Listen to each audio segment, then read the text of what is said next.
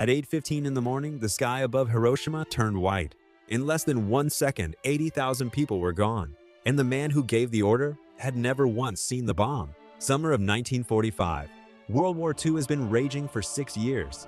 But in the Pacific, Japan refuses to stop. Military planners estimate a ground invasion could cost up to 1 million American lives. President Harry S. Truman inherits the war, and inherits a secret so enormous that even his own vice president didn't know it existed. For 3 years in the deserts of New Mexico, 1,200 of the brightest scientists on Earth have been working on a single weapon, the Manhattan Project, a bomb powered not by explosives but by splitting the atom itself. When they test it for the first time, one scientist watches the mushroom cloud rise and quietly says, "Now I am become death, the destroyer of worlds." Because nothing in human language feels adequate, Truman is given the choice: invade Japan on the ground and lose 1 million Americans, or drop the bomb.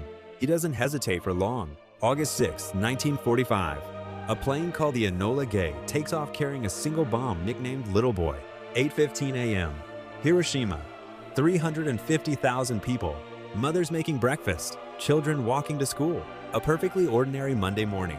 Then the sky turns white. Buildings evaporate. Shadows of human beings are burned into stone walls. 80,000 people dead before the sound of the explosion reaches the ground. 3 days later, a second bomb falls on Nagasaki.